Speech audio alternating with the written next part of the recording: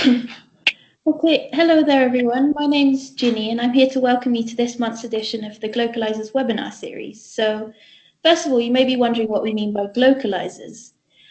With this term, we refer to our new generation of certified trainers. So those who've been through the Gaia Education learning journey, they're now combining the skills and knowledge learned and piecing it together with their own personal interests and experiences to instigate in their community or bioregion local actions and solutions to the global challenges that we're all faced with today.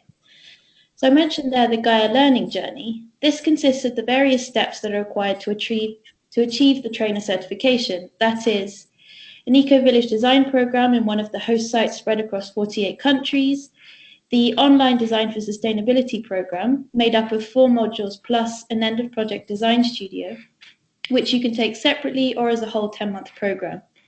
And then there's the training of trainers that's taking place in Asia, the Americas, and Europe. Now, if this is of interest to you, you can begin or continue your learning journey soon, as the online program is running at the moment, but you can still sign up now and start with the next dimension, the ecological design, starting on the 2nd of January. We also have a training of trainers happening in January. So this is a face-to-face course and will be held at the Bornok Resort in Thailand from the 9th to the 25th of January next year. So you can find links to both these programs on our homepage.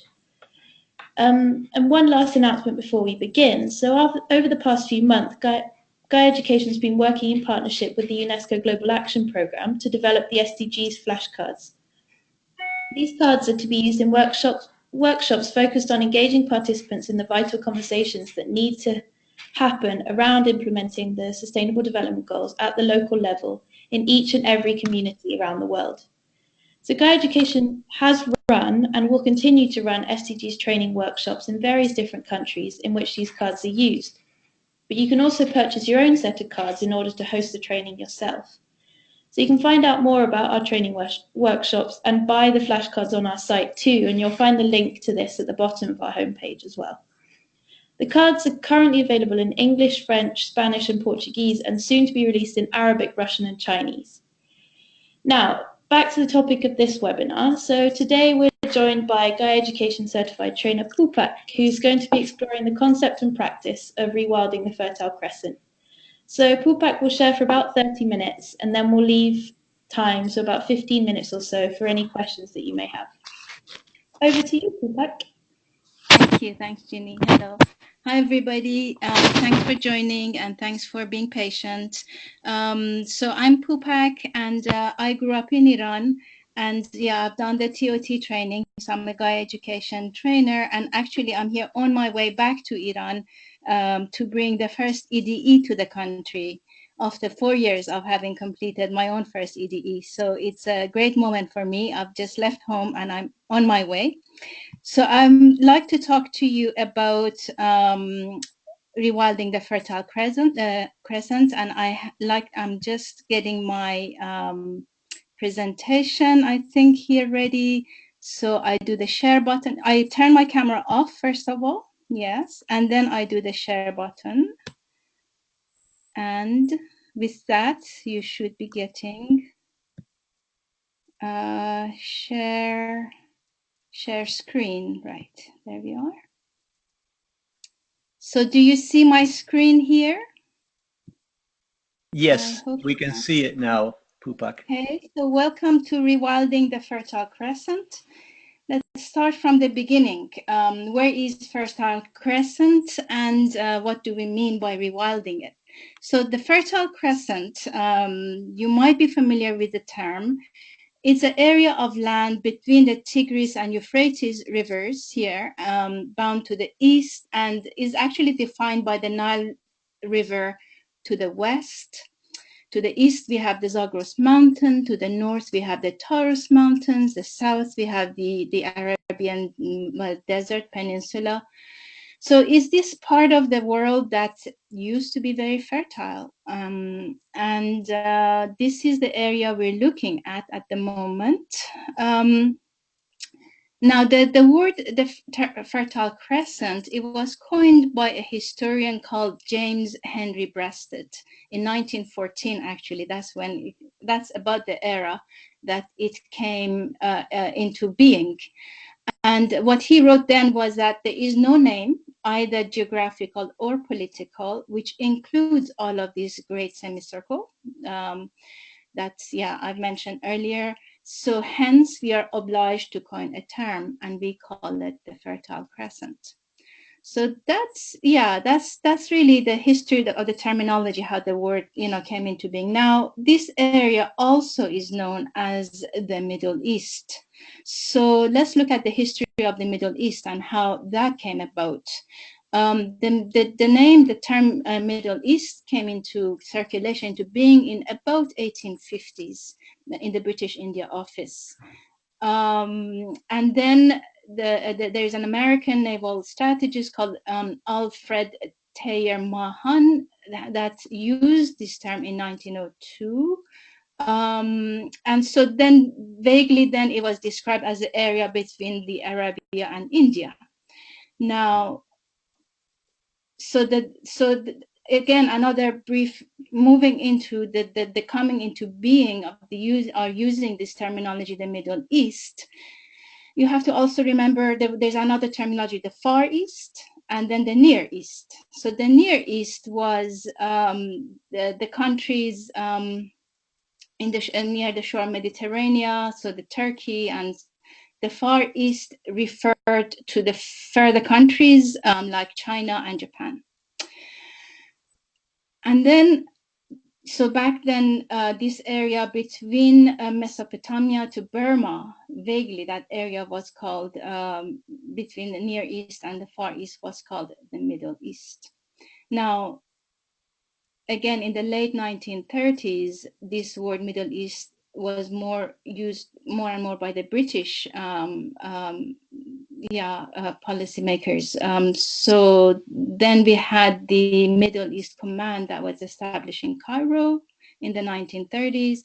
And then we had the Middle East Institute in Washington, D.C. So really from 1930s onward, we started to hear more and more this word Middle East. Now, when we hear the Middle East, what does that, conjure up? What does that bring to mind? It's been, this word's been really criticized as a Eurocentric and really a British, empire building, terminology. And so in it, we have these irreconcilable conflicts. And when I think about Middle East, when I hear Middle East, I'm thinking, oh my God, even though I'm from the Middle East, I'm like, these days, it just brings so much conflicting feeling, what's happening in Iraq, Syria falling apart, my own country not faring very well. And there's a feeling of despair, a hopelessness, like, oh, what can be done? What can be done about Middle East? Now, personally, I prefer to use the word Fertile Crescent instead of Middle East for several reasons. Because in the word Fertile Crescent, first of all, there is this word fertile, which means fertility, means life, means abundance. And crescent is got this beautiful moon shape, so it's kind of a feminine shape. And I can relate to this word, and in that word or in that terminology, there is hope for me, that I can reconnect with life. And life for me is about an intelligence, an innate intelligence that's, I can reconnect with it through this word, Fertile Crescent. So it's a choice, and I prefer to use the word Fertile Crescent and when I refer to this part of the world instead of the Middle East. Now, this talk is about rewilding the Fertile Crescent. As I mentioned, now the Middle East, or the Fertile Crescent, actually was referred to as the cradle of civilization. Now, the Middle East for me has become a kind of a graveyard of humanity, where, as I said, there's a sense of hopelessness and desolation. When I think about rewilding the Fertile Crescent, just the intention, yeah, I think brings hope and impulse for life. Now, I like to talk about Trees for Hope. Is a charity, Scottish charity that exists as based in Findhorn, an eco village in north of Scotland. So I'm part of Trees for Hope, and we advocate rewilding the Fertile Crescent. Is an initiative we started, and by working with local communities to engage in Gaia Education designed for sustainability, and then Trees for Hope follows on with practical actions to regenerate the landscapes, the ecosystems. So I'd just like to say that we are actually engaging in action. We're bringing the very first ED, as I mentioned earlier, the Eco Village Design Education to Iran in December. And then, as I just shared, we follow with a week of Earth Restoration Week. So that's kind of our action plan. And this work is the idea is that is supported by a network, planetary network, global network that's commit to 1,001 action. So that comes later in the presentation. But I just wanted to mention that here, that this is a kind of a dream that has been coming into reality with the help of Gaia Education, in big part. So let's turn our attention to this word rewilding, right? So rewilding sounds like a fancy word. It's become actually is coming to being in the 1930s. So is the word's in existence for about 20 years or so, 20 plus 25 years really. And yeah, it's becoming really popular, but in the word itself, to rewild, actually there is the desolation of the landscape implemented, because unless the landscape was desolated, was destroyed, we wouldn't need to rewild it. So what is rewilding? It's about bringing life back to an ecosystem that's been really suffered great damages. So and we know that that's actually a global need at the moment, not just the land actually, but seascape as well. So we know the coral reefs have been dying, and so there's a whole thought on rewilding the sea as well.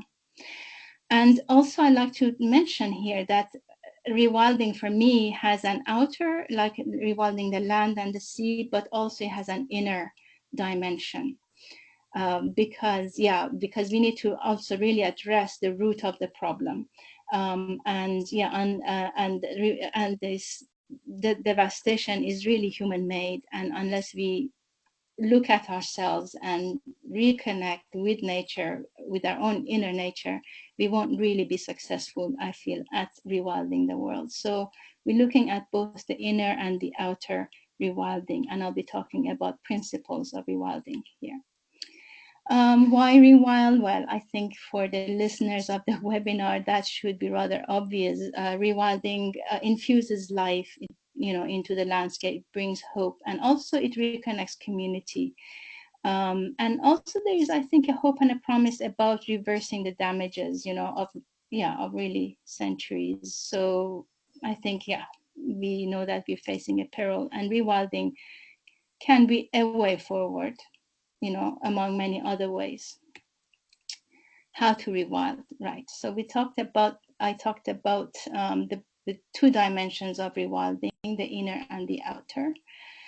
So let's just move on and look at principles, some principles of rewilding the land. So I'm going to start with the external, which I think somehow may be easier for some people. So there's certain principles when we want to bring life back to a landscape. Where do we start? And the idea is that really we start from where the land is strong, where there's still some wildlife left. We start with the areas of strength. Of course, we need to reconnect with the land and ask. The word wild means the will, the self-will. So we need to really connect with the will of the land. What is the will of this land? And so technically, okay, there are some methods that we can learn from people who have done this before. For example, we need to look at the keystone species. For example, in Scotland, the trees are a keystone species. They belong to the land. So we need to establish the keystone species first, and then the other threads, web of life, is rewoven by nature itself. So mimic nature, because there is the intelligence, and is about trusting that intelligence. Re-establish the ecological linkages, and really the whole, I think, art of rewilding is about reconnecting the web of life, is looking at what would a healthy ecosystem here look like. Unfortunately, we still have pockets of them, so we still can go and learn and then look at a land that's desolated and see, oh, how can we reconnect the web of life? So looking at the dynamic of the land is an important part, like the prey-predator dynamic, that creates it's like a domino system where when one thing is changed, everything else changes. So, for example, there is this 4-minute video by George Monbiot about how wolves changed the behavior of the river when wolves were reintroduced to Yellowstone. And, that shows how one element can have a wide effect on the whole ecosystem. Let nature do most of the work, yes, trusting nature and working with nature, and the green thumb principle, which is about connecting with our heart and knowing that our love, when it's directed to something, now in this case is the landscape, has very positive and far-reaching effect. So it's about as well being reconnected inside in our own heart as well. And that brings me to the next dimension or next level of direction of rewilding, which is the inner, right? As I mentioned earlier, this is the time that we need to look at ourselves quite seriously, because I think not just rewilding the Fertile Crescent, but it's time to look at ourselves, because we're the ones who created the havoc in the world. So I think now is, rewilding the self is about becoming whole, is about becoming whole again, becoming closer, or listening to intelligence in nature, responding, and also perhaps changing, the way, things have been done. It's about changing our presence, because, up until now, we've been a species of takers. And I think rewilding the self for me as well means to realize our higher powers of being really healers of the land. So I call us the earth healers. We are the generation of the earth healers. And to become an earth healer, we need to look at how do we look at our own inner, rewilding the self for me means becoming natural again, becoming part of nature, recognizing that we are a part of nature, and becoming whole again. So what are some of the principles? So is recognizing that nature is intelligent. There is innate natural intelligence, and to reconnect with that, to respect nature, not to dominate, and to reconnect with our own inner landscape. So if you're lucky enough, we could spend time in meditation or time in a beautiful, nature landscape, or we each have our own unique way, so there is no prescription, but just you know, just ask. I think I've just finished doing a week with Caroline Mice in Findhorn, and she was wonderful to reintroduce our connection with the spirit. So we each have our own unique way. Harmonize with cycles of time, awaken our sensual world of taste, smell, touch, sight, and hearing. I think a lot of us who are listening to this webinar, these are not unfamiliar concepts. So I'm going to move on. Feeling all our feelings, yes, not suppress anything of who we are. So these are ways to rewild ourselves, to connect with our community and know who is our community. It could be a human community, it could be a wild land, wilderness community, but just know, you know, and if you don't, just go to nature and ask. Yeah, create magical stories. That's one of my favorite ways. I can do it. I think we have time later for question answer. So I'm just going to go through this quickly. I don't want to dwell on it because we're already short of time. Engage in massage and movement. Again, is about being embodied because, yeah, which brings me to the next one, recognizing our whole body intelligence. So the purpose of engaging in massage and movement and this whole body intelligence is knowing that we're not just our brains, actually.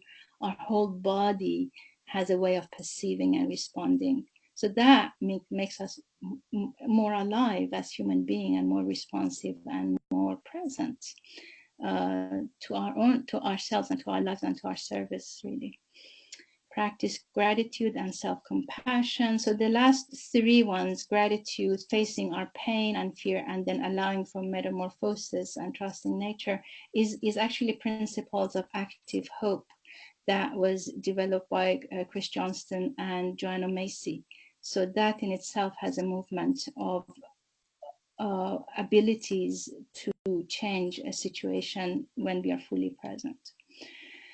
Now, how to rewild the Fertile Crescent. I'm aware I'm kind of talking fast, but I feel I'm catching up on time. So I hope I'm not. Don't worry, Pupak. Don't worry about the time. You can take a deep breath and speak at your own pace. Yes. Oh, okay. Yeah, I feel like, yeah, I've arrived late and now I'm running. Yeah. Yeah. All right, so let's look at how to rewild the Fertile Crescent. Okay, it feels like an immense task. You know, when I was kind of faced with it, I was like, oh my God, I'm wanting to turn around and run away. But no, it's possible. And I actually here, I really would like to thank Gaia Education, Gio and May, who helped us last year when we had this task. And we asked they really did rise to help us. So I'd like to share here that last year we ran a series of webinars that was called Earth Healing Webinars, and this was the quest. We had a quest about how can we rewild the Fertile Crescent. You know, that was, I guess, my quest, and then a group quest. You know, we became a group, and I feel we received some golden keys and some really magical help. I feel so. There is a way, and this is one way, not the only way, but just one way. But I feel is a beautiful and powerful way. So I feel we received, actually the key we received in that webinar was this theme of 1001 something, which comes from that land, comes from the Fertile Crescent. So we have this 1001 night story from Arabia, and it comes from the whole region. Actually, it comes from Mesopotamia, Iran, and Persia, and the whole Arab world. And in that there is deep ancient wisdom. So using that deep roots, historical roots, and now coming present to the present moment, to the need of our planet, to the need of the earth, of this part of the earth, Fertile Crescent, I feel the golden key we were given was this theme of 1001 something, anything that we love. So my question then is, what is your wildest dream? You know, what is it that makes your heart sing? And it can be anything. It really is a spiritual quest. So it can be watching the sunrise. It can be going to listen to the choir or anything. It can be dancing wildly or whatever that makes your heart sing, that makes you truly alive. And then committing to 1,001 acts of that. So for example, I'm a glass artist, and I've committed to creating 1,001 glass and mosaic angels with my friends. So it's become 1,001 glass, mosaic, angels, and artists. So that's my project. I've committed to creating that, and just doing that open doors. There's another there's another dimension, because that project or that commitment is an intention to rewild, to help the Fertile Crescent become whole again, to recover again, and or to enter into it, become a beautiful part of the world again. So your commitment to 1,001 acts of your, of spirit, I'd like to say here, is a spiritual support, but it can also open doors for moving resources and enabling projects to happen. For example, bringing more EDEs, more education, more connection to Fertile Crescent. So Trees for Hope, also our dream is to go and create more tree nurseries, to work with communities. But it needs to be organic, so I'm on my way to the first journey really to deliver the first EDE, and then it's something that needs to grow organically. So again, the work is what would happen on the ground, the restoration work, working with local communities, having more Gaia Education type of work there, and following with action. So your commitment enables this to happen, right? So if you watch 1,001 sunsets, that is a spiritual commitment, but doing that may just inspire you to open some door. So it is a web, it's an interconnected web, and I feel by doing this we can weave this web together. So that is the how. All right, and that brings me to the next thought here, because we're invoking the 1,001 earth healing acts to rewild the Fertile Crescent. And I just like to share with you a quote that speaks to me deeply. And it says, action has meaning only in relationship. And without understanding relationship, action on any level will only breed conflict. And that's by J. Krishnamurti. And I experienced, for me, this deeply with my yoga teacher, as we work with the body, that just an act in itself actually is meaningless if it's not in relationship. As we know, well, those of us who studied like the Gotian science and, are aware that everything actually is relationship. So the 1,001 earth healing acts are not isolated actions, but a part of this web, interconnected and interrelated web. Yes, and I feel that this is an invitation to activate this web, and I feel, yes, with this I have hope. With this I have hope that we can do something and we can rewild the Fertile Crescent, and we will have a beautiful future. Just like to share with you that, in our webinar last year, when we were seeking, this a way through to rewild, and the first session we had was called The Dream of Our Region. And so there were people who came from the region and voiced what we want, what we see in the future. And it was a beautiful dream. I will post that dream on our website and so on. And I am very moved when I think about that dream a beautiful future actually that's possible. And I think about that. That gives me a lot of hope.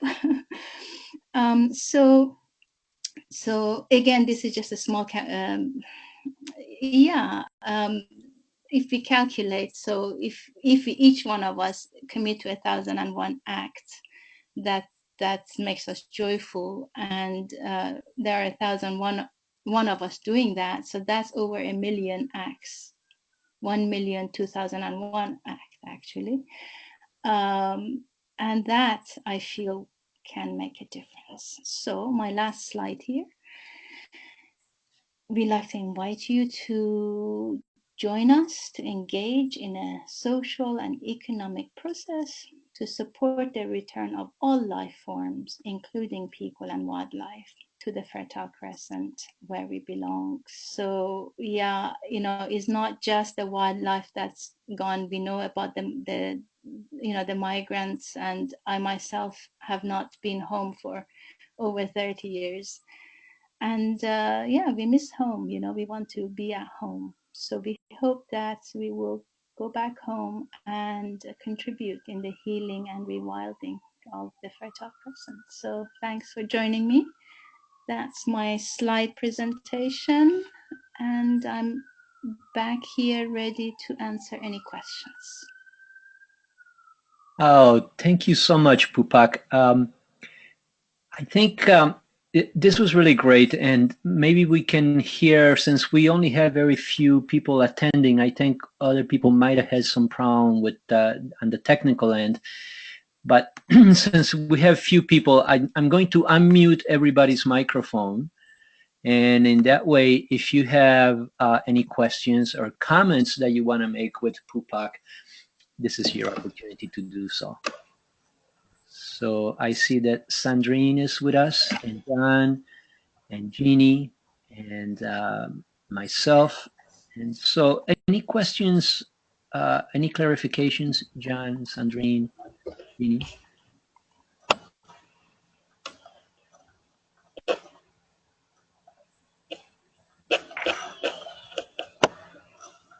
Okay, I actually have a question, Pupak. I was thinking about what you said, that a good way to start rewilding is to ask, what does a healthy ecosystem look like? And so I guess in this case, what does our particular ecosystem look like? And I really like this idea of looking at it from the perspective of health. It's not necessarily abundance. It's not necessarily that there are,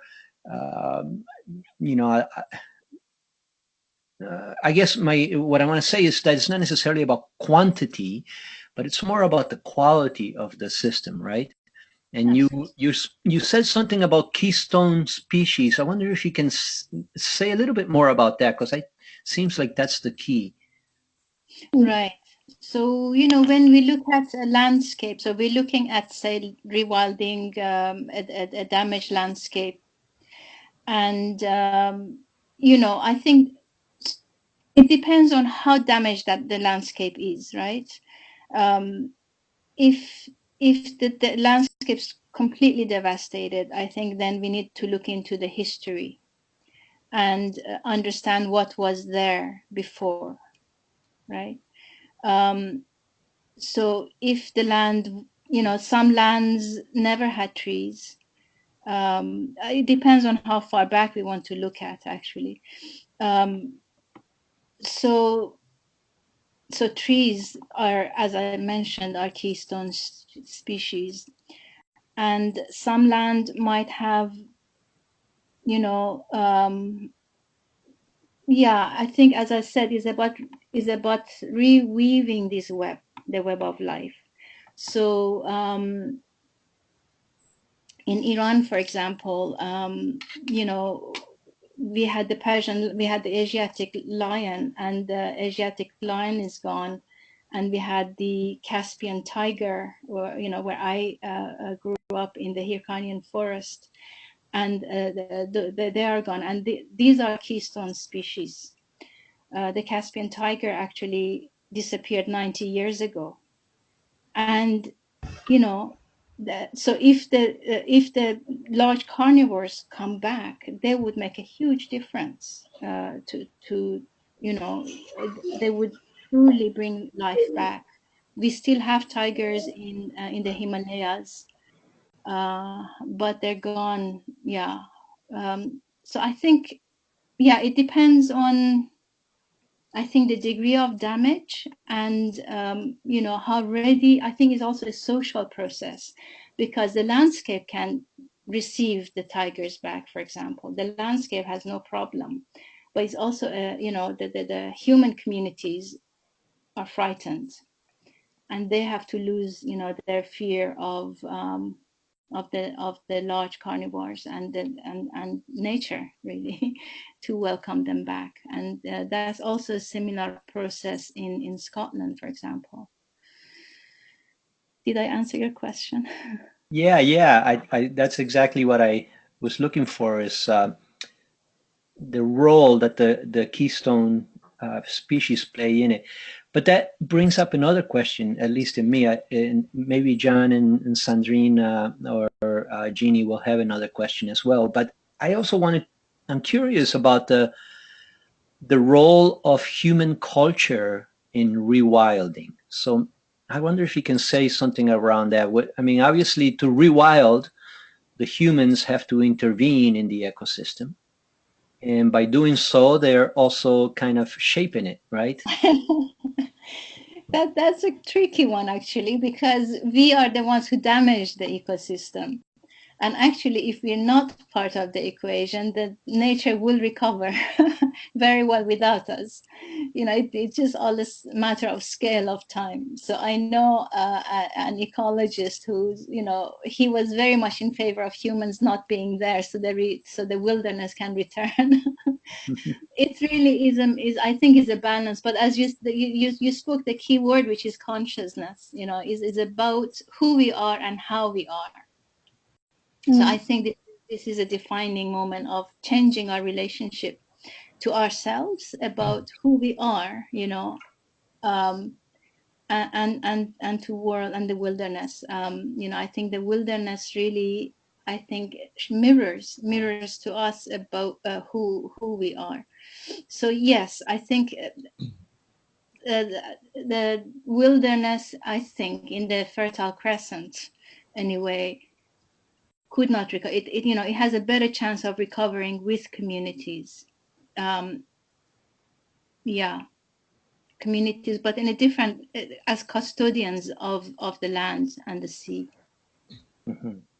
And of course, that's basically that's the teaching of our online programs designed for sustainability. Is all around restoration, recovery, and regeneration.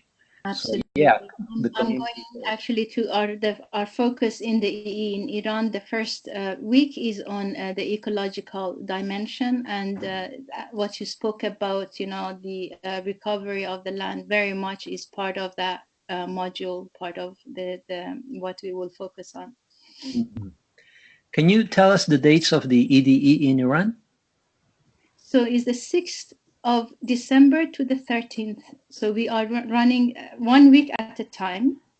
So the first ecological week, and then we will come back in March, end of March, and June and September 2018. So again, 1 week each. And so we decided, because this is our very first time, it's best to do it 1 week at a time. Wonderful. And I wonder if you can put in a link in the chat box where people can find information, how to register, etc. And I'd like to really give some time to John, Sandrine, or Jeannie to ask any questions or make any comments if you have any. Yeah, this is John. Can you hear me? Yes. Hi, John. Okay. Hi, Pupak. This is John Schinnerer. Long time no yes, see. You're my sociocracy teacher. And yes, and from our visit in Scotland. Anyway, first I just wanted to say hi, and I very much am glad to see that you're still carrying this vision. I was excited when I got the webinar announcement to see your name and connected with this still. And I have a thought, and there's some kind of question in it. You spoke about the the sort of social political aspects of this, and then of course the more purely ecological ones. And one thing I think about more and more is the difference between ecological boundaries, which are soft and have big overlaps. We call them ecotones, in ecological design, and then what's become of our political boundaries these days, which are hard and fixed, and they're a thin imaginary line.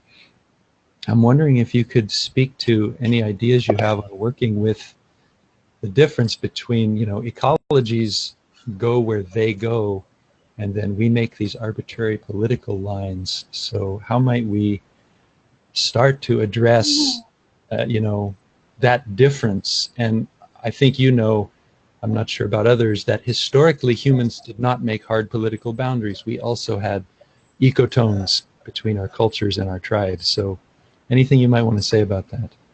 Yes, I mean, I think pointed, yeah, I feel we are aware, we have created these political boundaries, and these are hard ones, and in contrast, the ecotones are part of nature, is what nature does. And I think if we just turn our attention to the ecological identity. So I think there is this difference between ecological identity versus national identity. So I think the questions we ask ourselves, and we live with, is who am I, and where do I belong? And and I think if we truly start to inhabit, to know, first of all, what is my ecological identity? Well, who am I? And like, where do I belong? Our relationship to land and landscape is existential one. We need a place to belong. Yeah, I think is that difference between ecological identity versus national. And I think that's why, for me, when we use the term Fertile Crescent, we're talking about an ecoregion, right? Whereas Middle East is all political boundaries, is and which is kind of falling apart anyway. So is about tuning into which reality, and how do we see and define and relate. There are two different kind of relationship. Yeah. And I think we are in these two worlds. I myself, I have to travel with a passport. I know to cross borders. So yeah, we all do. But then I think is about more and more starting to inhabit, to recognize our ecological identity, and to inhabit, and becoming nature, and that brings us closer to who we are. And I feel like once we know that, once we recognize our links, then it's a very strong connection. Then we find the others, and who knows, in time, we hope to shift our relationship and landscape. Does that answer you, John? Yes, thank you, Pupak. I really like the distinction there you made between ecological identity and national or political identity. That's a very useful thought to me. Thanks. Thank you. And Sandrine, did you have any comments or questions you wanted to ask Pupak?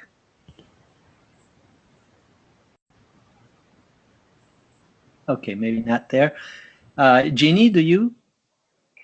I was just interested in, because you're talking about the 1001 acts, and I think I kind of see where you're going. So it's like everyone is involved in some way, and everyone commits to a certain amount of positive actions. But could you kind of go back on that and explain a little bit more, because I'm not sure if I was understood completely. Right. So I think the invitation is first for us to search as I said, what makes us heart sing? Yeah. So what is it? You know, I mean, I could be more direct and use a kind of spiritual language as well, and ask, what is this? What is spirit asking or whispering in our ears? That's another way of saying it. And recognizing something soulful, right? As I said, like, you know, because I think if we don't engage in this without our whole soul and spirit, it's not going to work, you know. Yeah. And so once we know that our connection, then we say, okay, I'll just do it. What, you know, 1001, actually, when I started it, is actually a very powerful number. But the most powerful number of it is the one. Yeah. Is the first one to start. And when I started, for example, with my 1001 angels, and when I did the first one, there was such a sense of joy, and it was like, wow, something really open. And then, you know, and then it's growing, and now maybe we made 20 or maybe more, but it's growing, you know, and it's something that has energy and is alive. It's really alive. So that's an internal journey and aspect. And then, as I said, but, you know, for example, just making or just watching 1,000 sunset may not in itself do, you know, so it needs to be in relation. So because it is part of this project, then you connect, and that kind of open door. So you are connected with your own spiritual force, life. Mm-hmm. And because this is part of 1001 Earth Healing Acts, there is a worldly connection, right? So, you know, so your action would support our project to, you know, to bring EDEs to the region, to do Trees for Hope project of tree planting, earth restoration work, and so on. Does that make sense? Yeah, it does. Okay. I think you know what you're saying at the end about it kind of connecting us all. I think that's the detail that I'd missed out. But thank you. Okay, so that's the connection. Yeah, it needs to be part of the 1001. So you need to declare it. So, for example, if you say, I want to watch 1001 sunset with a friend, make a social, you know, and then do that and declare that as a 1001 Earth Healing Act, and just do it. Just let it open, let it roll, and see what happens. You know, it's a lot of surprises, and yeah. Yeah. All right. Thank you so much, Pupak. All right. Thanks, Jeannie. Wonderful. Well, I think we've run to the limit of our time allotted for this webinar. Thank you, Pupak, for this fascinating topic and for giving us some very important tips of how we can participate in rewilding ourselves and also our environment wherever we live. I was very interested in the story of the crescent, the Fertile Crescent, but I realized that what you're talking about applies to any other ecosystem around the world. So thank you so much for that. I did post on the chat box some links that Pupak mentioned earlier for Gaia Education courses and also for rewilding. I put there George Monbiot's video that you referred to, sorry. And there are a couple of other links in the chat box. I want to remind everybody that there is an opportunity for you to also become a certified Gaia Education trainer, as Pupak and many others are now.